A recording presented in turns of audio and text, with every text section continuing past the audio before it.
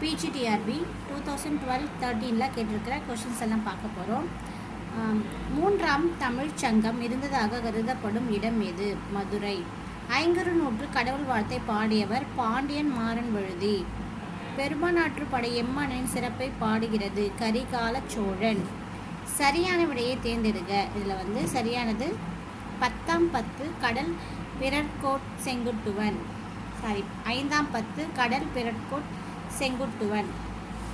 அடுத்து, ஆன்றோர் புகழ்ந்த அறிவின் செறிந்து சான்றோர் உரைத்த தண்டமிழ் தெரியல் ஒருபது பாட்டு என கூறியவர் யார்? நச்சினார் கினியார். குழந்தை மைய கல்வி ஆசிரியரின் பணி. இதில் கற்றலுக்கு மாணவர்களை ஊக்கப்படுத்துதல், உகந்த சுற்றுச்சூழலை அளித்தல், குழு செயல்பாடு உறுப்பினராக திகழ்கள். இதில் அனைத்துமே சரி. இப்போ தான் சைக்காலஜிலாம் தனித்தனியாக வரும். அந்த வருஷத்தில் எல்லாம் மிங்கிள் ஆகி தான் வந்திருக்கும்.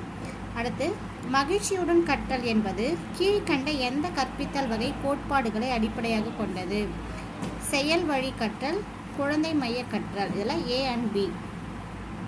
த வில்லேஜ் காலேஜ் என்ற வெளியீட்டின் அடிப்படையில் சமுதாய பள்ளி முதலை நிறுவியவர் யார் அப்படின்னா ஹென்றி மோரிஸ். இந்தியாவில் 1961ஆம் ஆண்டு சைனிக் பள்ளிகள் என்ற பள்ளி அமைப்பு இவருடைய கருத்தில் உருவானது. V.K. கிருஷ்ண மேனன். 5 வயது முதல் 11 வயது வரையிலான குழந்தைகளுக்கு கல்வி தொலைக்காட்சி நிகழ்ச்சிகளை தயாரிக்கும் நிறுவனம். இது எந்த நிறுவனம் அப்படின்னா மத்திய கல்வி நுட்பவியல் நிறுவனம். புதுடெல்லியா கர்நாடகமா? இதோட ஆன்சர் சொல்லுங்கள், நீங்கள் சொல்லுங்கள் பார்க்கலாம். அடுத்து, கிபி 3ஆம் நூற்றாண்டு முதல் 6ஆம் நூற்றாண்டு வரை உள்ள காலம் என்ன காலம்? பக்தி காலமா, நீதி நூல் காலமா, சிற்றிலக்கிய காலமா, நாடக இலக்கிய காலமா? இந்த 2 கொஷினோட ஆன்சரும் நீங்கள் கமெண்ட் பாக்ஸில் டைப் பண்ணுங்கள். காப்பிய விதிகள் பற்றி குறிப்பிடும் இலக்கண நூல். காப்பியங்களை பற்றிய குறிப்பிடும் இலக்கண நூல் தண்டி அலங்காரம். உலக நிலையாமையை எடுத்துக்காட்டும் நீதி நூல் முதுமொழி காஞ்சி. லத்தீன் மொழியில் திருக்குறளை மொழிபெயர்த்தவர் வீரமாமுனிவர்.